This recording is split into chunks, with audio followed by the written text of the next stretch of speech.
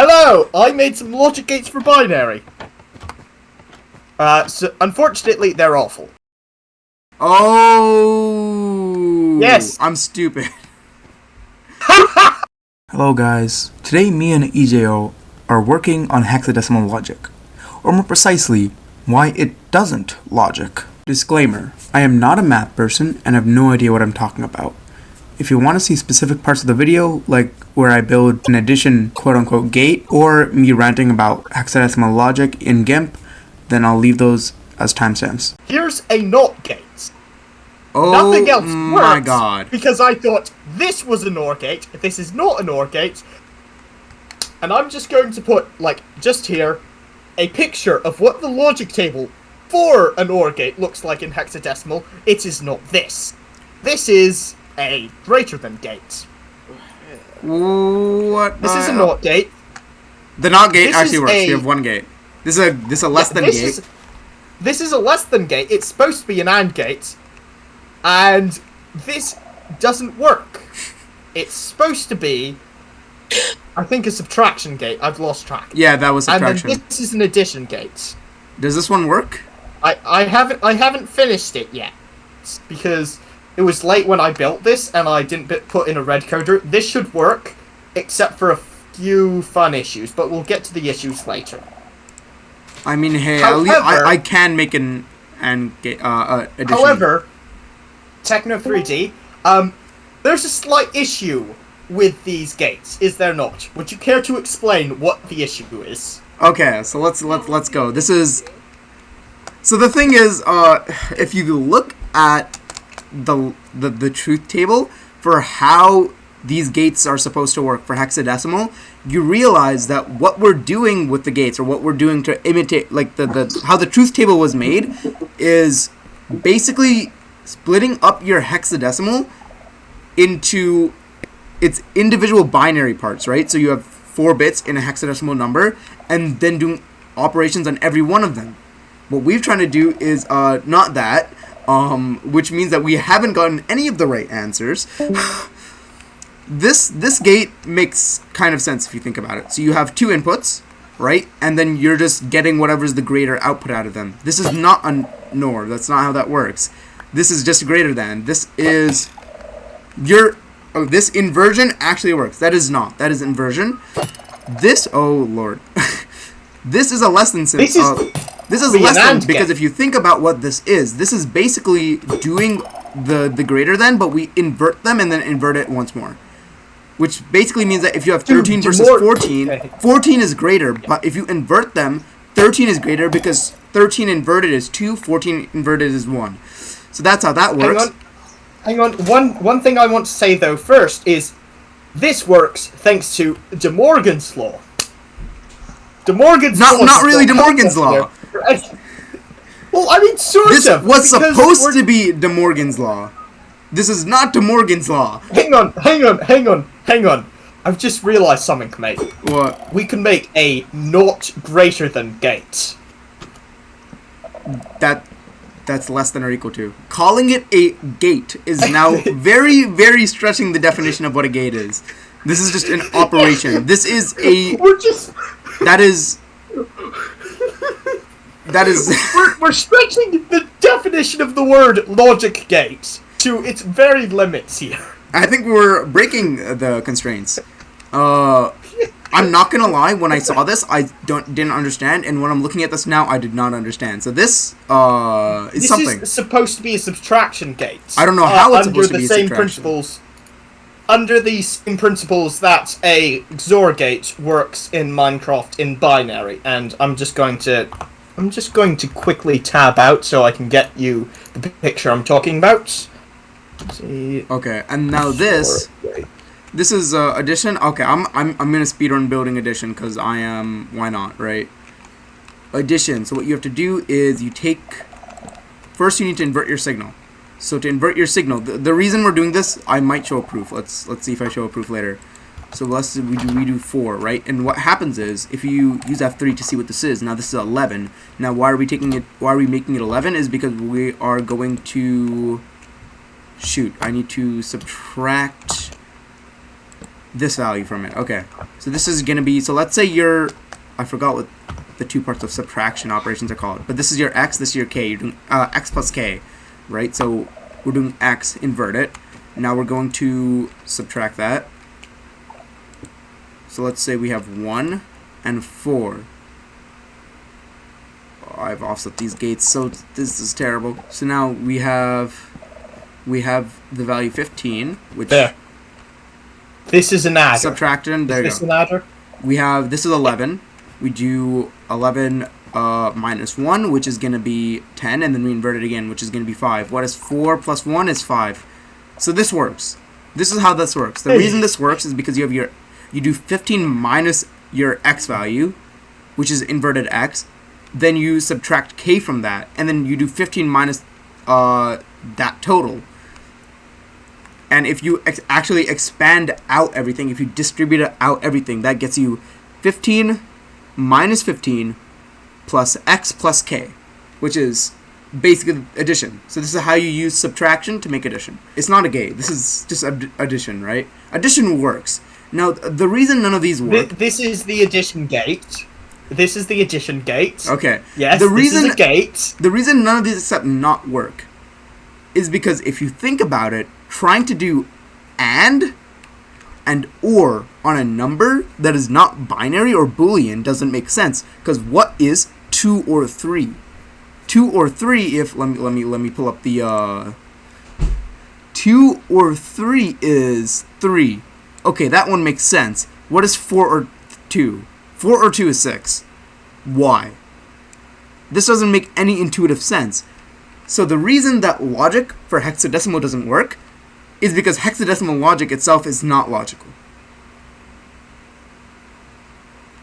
Now, if you really want to think about it in a way that kind of makes more sense, you got to think about it as a set. And this is where I'm going to switch to Gimp, because I think this will make more sense if I have visual. If you think of a hex number, so let's say you have 2 hex numbers. So this is your first hex number. It could be like 15. 15 is going to be everything together. Let's think of this in... that is so bad. 15 is basically going to be a set of 1, 0, 0, 0, 0, 1, 0, 1, 0, 0, 0, 0, 1, 0, and 0, 0, 0, 1. If I can fit that in here. This is so unprofessional. We take it. So now if you think of this as a set, this kind of makes more sense to how we got the values in our truth table, which hopefully I'll show on screen if I actually edit this, because I'm tired. Let's take another hex value. Let's take hex 1. And if you think of hex 1, that's going to be 0, 0, 0, 0, 0, 0, 0, 0, 0, 0, 0, 0, and 0, 0, 0, 1. Now, why is this at all important? Because let's say we're trying to do OR. We're basically trying to do an intersection. Oh, I really gotta not use Gimp sometimes. You're trying to basically do an intersection. Oh, no, you're trying to do a union. I'm stupid. You're trying to do a union. I always get them mixed up. So you're trying to do a union because you're trying to do for every value, you're trying to see whether it's there or not. And if it's not there on one of them, but it's there on the other, then you're just going to add it to the first set, right? And the reason this works is because if you think of what OR does, 1, 0 is 1, 1, 1 is 1, 0, 1 is 1, and 0, 0 is 0. That's how the truth table for OR works. So now if you think about this, right here we have a 0, we have a 0, and we have a 0, because these are empty in the set, right? So we only have a set of length 1, and here we have a set of length 4. These sets are always going to be the same length, because each of these values are kind of equivalent, because if you add them into a set, since a set can't have like 2 elements of the same size or of the same type, right? So if you have like apple and an apple in a set, that's just a set of length 1 with 1 apple in it. You can't have an apple and also an apple in a set. For hex 1 and for hex 15, if we do an AND, what we're saying is, okay, let's look at the first value. That's 1 and 1. So what is 1 and 1 in this set going to be? Well, it's just going to be 1. If we look at this one, there's nothing in this set for the second place value, for your 2's place, but there is in the hex 15. So we're going to have another 1. If then you go onto the 4's place, And if you look at the 4's place, well, this is also just, there's nothing in hex 1, but there is something in hex 15, so that's a 1. And then you do the same. So that's how you get 15 if you do 15 or 1. Which, if you think about it, doesn't make sense. But if you think of it as the union between two sets, one of where each one is the broken down version with each binary component in it, then it kind of does make sense. And is going to be intersection, because you're looking at each value, seeing if both sets have it, then you put it into a new set. So if we do, instead of this one, I don't have an eraser. Do I have an eraser? And this is going to be that is a terrible end. This is going to be an intersection. And the reason is, well, as I was saying before, if you look at this, both sets do not have a 1 in the 8th place, which means that your new set that you're going to have is going to have nothing. Second one, also nothing. Third one is also nothing for the same reason, because this doesn't have. But if you look at the last one, there is something, which is why you get a 1. And this looks like an alien dude, bro. That's kind of cool.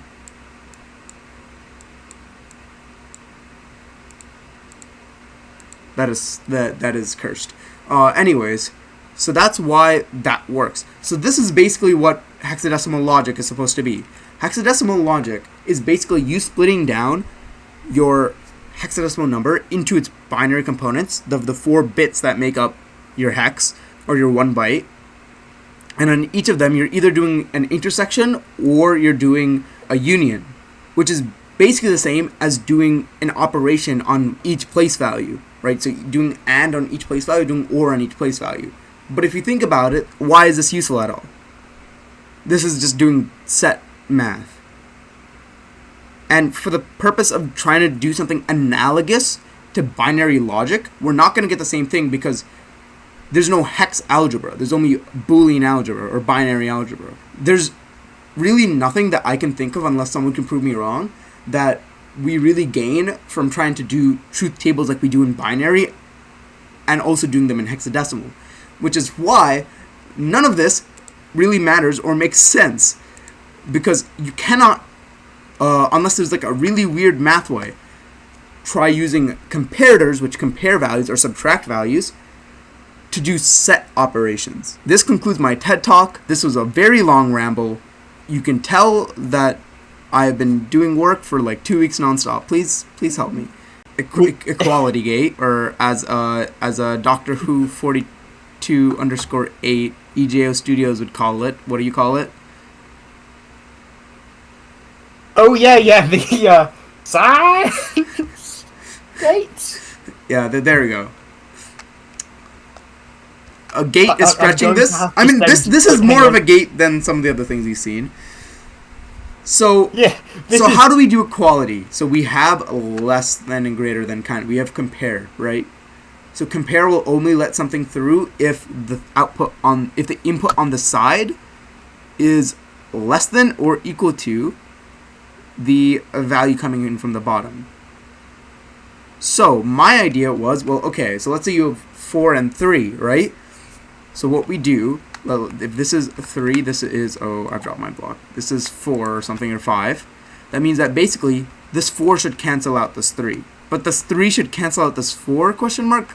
So that's kind of what I was thinking. So basically what I was trying to do is, if we want to do equality, what we want to do is like less than and also greater than. We want to check if doing less than or equal to or greater than or equal to, doing them on the same, on both numbers in reverse order, right? So doing like, if your variable is x and y, doing x less than or equal to y, and also x greater than or equal to y, is that true? If that statement is true, that means that it has to be equal. It cannot be greater than or less than, because then it wouldn't satisfy one of the constraints. So this thing doesn't make sense. This thing makes sense. Don't ask me how. Well, I'll explain. So let's start building it. So this is our signal strength book, right? There we go. And so, I built this wrong. So what you do is we're going to take a comparator output out of that, and then we're going to take a comparator output out of another one, and it's going to be offset by 1 for a reason. Now we're passing them through a block. I don't think we need to do this, but I'm doing it because it makes my life so much easier, because we get to read values from this. So So what we do is we put this value and we put this value out of here. So basically, this comparator is powering this redstone. This comparator is powering that redstone. So what happens is, let's say we have a 2 here. That means that, well, this 2 is going to cancel out this comparator. And when it cancels out this comparator, this comparator is on, but this comparator is off, right? So this redstone is off, this redstone is on. So now we're basically comparing them against each other. And this is important because we can read a value from the side. What happens when we read a value from the side? Nothing. But what we can do is we have a NOT gate and a NOT gate. Now this is important because basically, since we're NOTing each of the values, let's look at what a NOT gate is. In Minecraft, to make a NOT gate, you do this. Do I have a lever? I do. So these two right now, these are just NOT gates. They're just knotting whatever is in the lever. You put a piece of redstone dust. This is an OR. You're basically ORing the knots. Then you put another NOT gate, and this will only turn on if both are powered. So both levers are powered, which depowers both of the NOT gates. Why this works? Logic. I don't know. That's just how AND gates work. So what we're doing here is now we have knotted both of these values. So we've gone from checking their hexadecimal values to just seeing if one is off and one is on. So now we've gone to binary. So what we can do in binary is build up top of this. The reason we're building on top of this is because if we did this, we're gonna cause constant power. So now we have this. So what is this? We have a part of this AND gate. So all we have to do now is take the final NOT, and now you can see that this is off because these values are different. Let's make this 3. Actually, I have the other book set at 2. So let's make this 2, and let's make this 2. Now this is on. This is equality in the smallest form I could think of. Well, hold up. In the smallest form I can think of. This is equality in the smallest form. It's true equality. That is equal. If you go lower, your lamp turns off. If you go higher, then your lamp turns off. Only when you're However, a possible issue with this is that skulk sensors, when they're powered, they create noise. Or they create redstone power. So, I mean, and in that case, you can just move it. That has to be there. Yeah, I was doing hexadecimal equality, but the best, I guess, use case for hexadecimal equality we can think of is basically just, it's basically using skulk sensors. There you go. I paused way too long on that. Oh, I'm so tired. Because skulk sensors are realistically nature, the only way we can send hexadecimal numbers in Minecraft. Skulk sensors are by nature hexadecimal sending machines. So yes, if you're not familiar with how this works, you watch Doctor Who 42_8 on YouTube, known as EJO Studios, and that's gonna be the end of my recording. Thanks for coming to my not TED Talk, to my building session. This is Bob the Builder.